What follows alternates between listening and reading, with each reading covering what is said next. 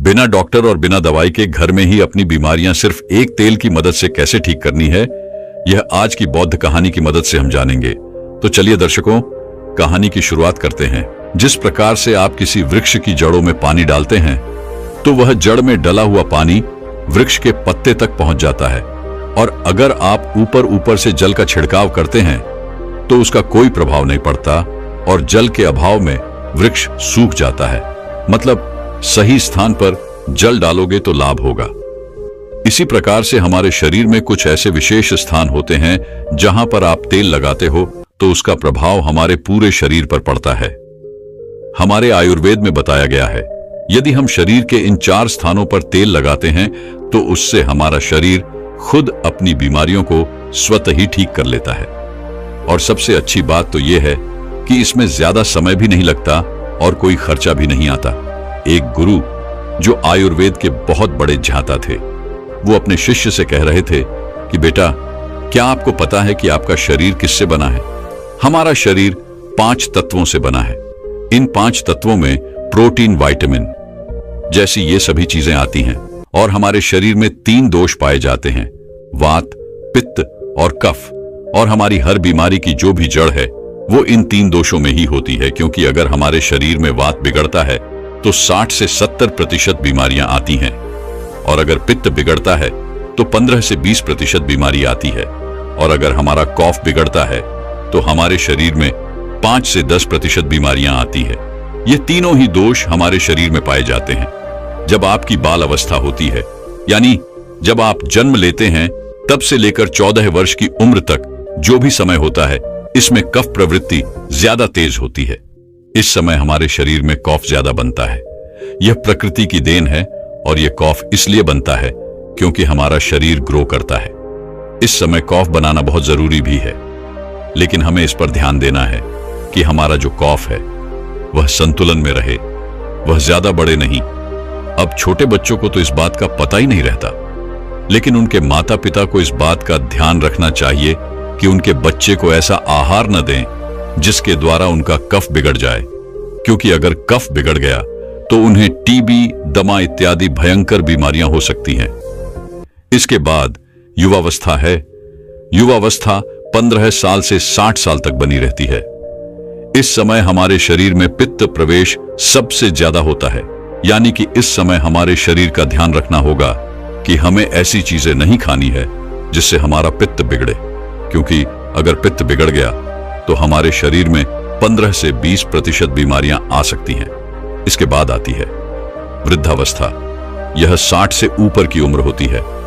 उस समय हमारे शरीर में बहुत ज्यादा वात बिगड़ता है, और वह बिगड़ने की वजह से 60 से 70% बीमारियां हमारे शरीर में आ जाती हैं।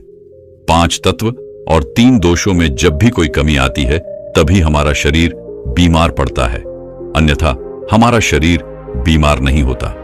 बहुत से लोग कहते हैं कि भगवान ने हमें यह कष्ट दिया है, वो कष्ट दिया है, इतनी गंभीर बीमारियां दे दी, टीबी, कैंसर, थायराइड दे दिया। लेकिन ये सारी बीमारियां इंसान स्वयं ही पालता है, क्योंकि हमारी प्रकृति तो यह कहती ही है कि आप प्रकृति से प्राप्त भोजन पदार्थ का सेवन करें। लेकिन आप क्या करते हैं?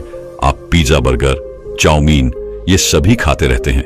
आयुर्वेद कहता है कि आप पानी पीने के सही तरीके अपनाएं, लेकिन नहीं, आपको तो फ्रिज का पानी पीना है, कोल्ड ड्रिंक पीना है।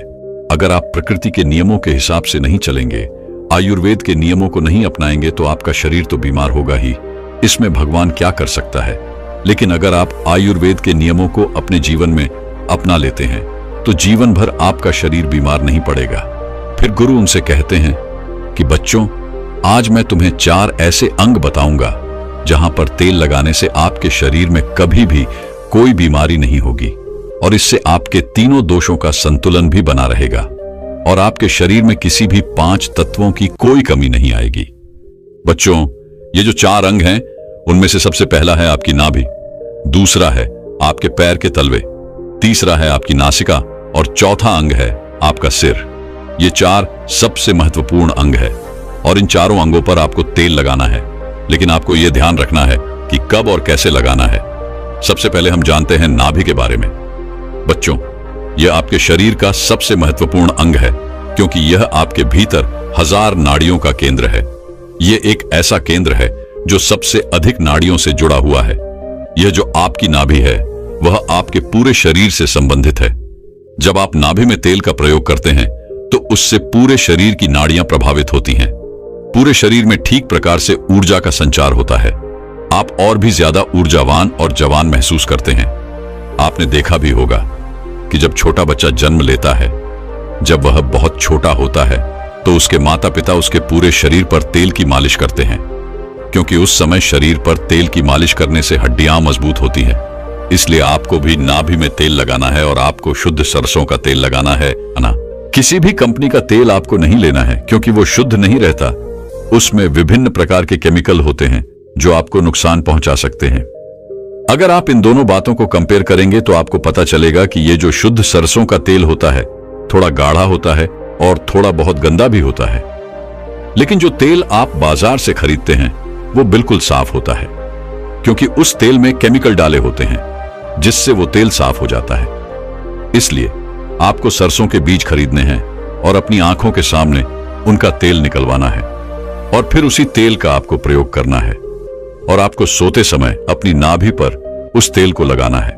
नाभि में तेल लगाने का सबसे पहला लाभ यह है कि जब आप नाभि में तेल लगाते हैं तो इससे आपकी जठराग्नि बढ़ती है। जठराग्नि आपके पाचन कार्य में कार्य करती है। लेकिन जब आपकी जठराग्नि मंद हो जाती है तो आप जो भी भोजन करते हैं उसका पाचन ठीक प्रकार से नहीं हो पाता।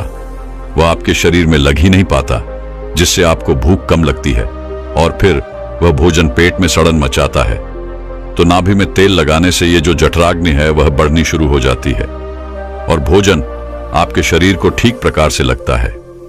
और जब भोजन ठीक प्रकार से पचता है तो उससे जो भी पाचक रस निकलते हैं वो भी एक प्रकार से निकलते हैं और आपके शरीर में पोषक तत्वों की पूर्ति करते हैं, जिससे शरीर के विभिन्न भागों पर, पूरे शरीर पर उसका प्रभाव होता है। नाभि में तेल लगाने का दूसरा फायदा यह है कि इससे आपकी अपान वायु संचालित होती है। अपान वायु नाभि के नीचे के क्षेत्र में काम करने वाली वायु होती है और ये जो वायु हैं, ये मल्लों के विकास से संबंधित हैं, यानी कि ये आपके शरीर में टॉक्सिन्स बाहर निकालने का कार्य करती हैं। तो जिन लोगों को कब्ज की परेशानी रहती है, ठीक प्रकार से मल निकलता नहीं, उनके लिए बहुत उपयोगी है। और मासिक चक्र में जो महिलाओं को मासिक अधिक प्रेरणा होती है उसमें भी यह उपयोगी है।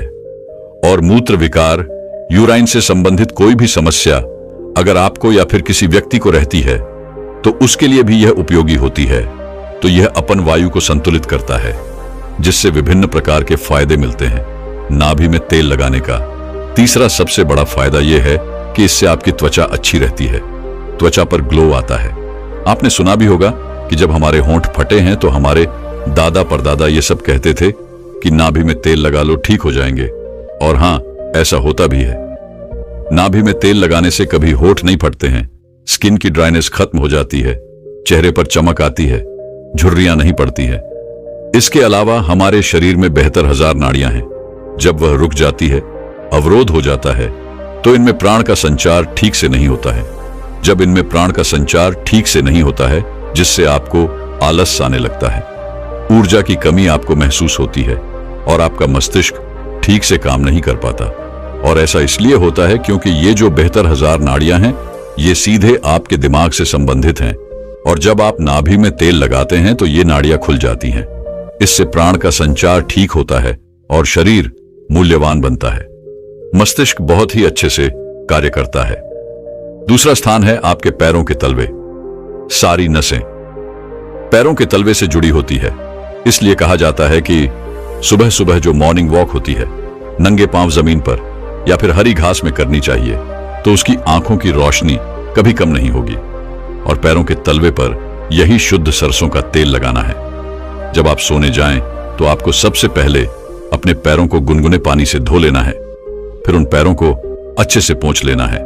पैर पोंछने के बाद जब आपके पैर एकदम से सूख जाए, तब आपको एक कटोरी में सरसों का तेल लेना है और उसे अपने पैरों के तलवे पर लगाना है। इसके बाद में अगर आपके घर में कांसे की कटोरी है तो उससे अपने पैरों की मालिश करनी है, क्योंकि कांसे के बर्तन से शरीर में जितनी भी गंदगी रहती है वह सब बाहर आ जाती है। कांसे के बर्तन से जब हम पैरों में खसर करते हैं तो आपके पैर थोड़े से काले होने शुरू होते हैं। इससे शरीर में विषाद पदार्थ कम होते हैं। जिसके पैर के तलवे कम काले होते हैं उसके शरीर में विषाद होता है, और जिस पैरों के तलवे ज्यादा काले होते हैं उनके शरीर में विषाक्त ज्यादा रहता है।